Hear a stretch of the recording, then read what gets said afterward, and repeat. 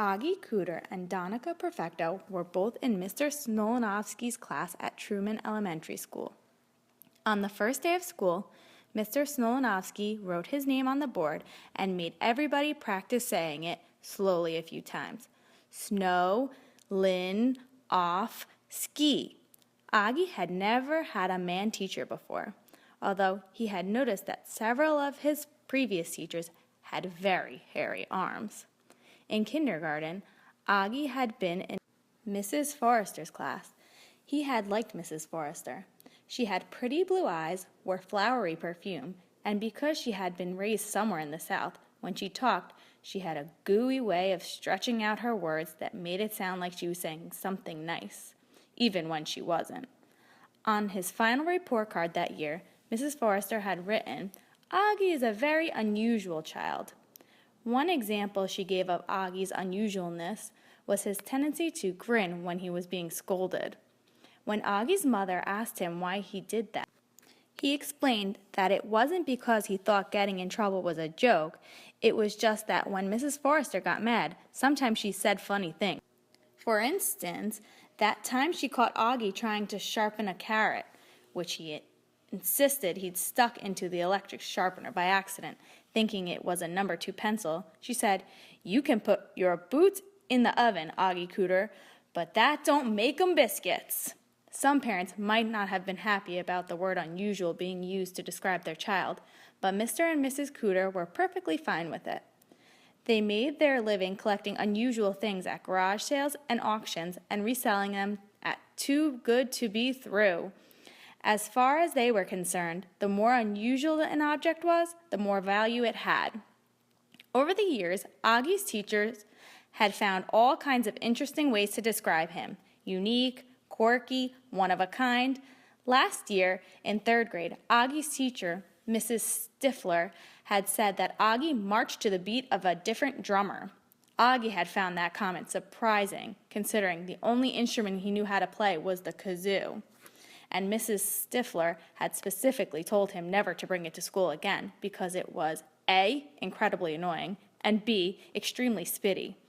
Later, Oggie's father had explained to him that saying someone marches to the beat of a different drummer is just another way of saying that a person is unusual, unique, quirky, and one of a kind. Then his mother had taken out the rubber cement and had carefully glued the report card into the family scrapbook alongside all the others. Oggie sometimes wondered what Mr. Smolinovsky was going to write about him on his 4th grade report card. But this particular morning, he was too busy thinking about having lost the Name the Bagel contest to think about much else. As he made his way to school in his seersucker pants and duck hunting shirt, he noticed Donica Perfecto up ahead, her bubblegum pink backpack slung over one shoulder. She was walking with Hannah Hummerman and Dawn Perchie, 2 other girls from Oggie's class. Oggie had an idea. "Hey, you guys," he called out to them. "Wait up a sec." Donica glanced over her shoulder at Oggie, then whispered something to the other girls. They all began to walk faster.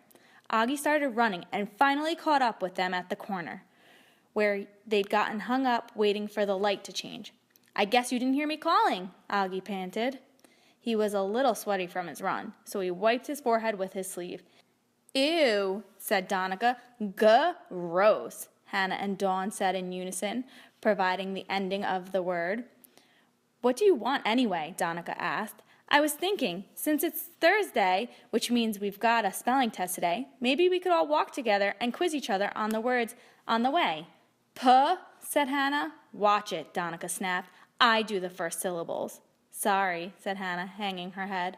"Puh," said Donica. "Lees," added Hannah and Dawn together. Satisfied, Donica nodded and pulled a tube of cherry-flavored lip gloss out of her pocket.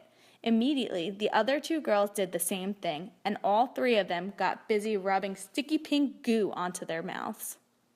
"Nice outfit," said Donica to Oggie, as she recapped the lip gloss and slipped it back into her pocket. "Let me guess, is it from your parents' store?" "Yuppers," said Oggie as he smoothed the front of his shirt with his hand. He didn't notice Hannah poke Dawn in the ribs or how they were both biting their cheeks to keep from laughing. "So, do you want to practice spelling words?" he continued. "I even made some flashcards."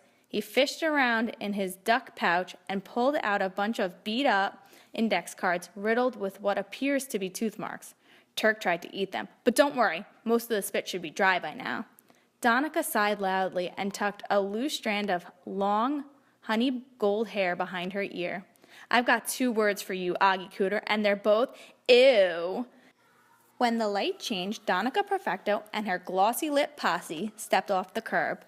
As they flounced away, Donica called back over her shoulder, "Love your shoelaces, Oggie Cooder." "Thanks," said Oggie, completely missing the sarcastic tone in her voice. "I made them myself." "Lou," said Donica under her breath. "Zer," added Dawn and Hannah, and the 3 of them dissolved in a fit of high-pitched giggling.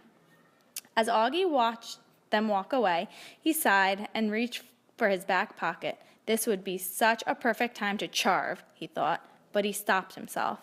He really should study his spelling flashcards one more time before he got to school. The charving would have to wait a little longer.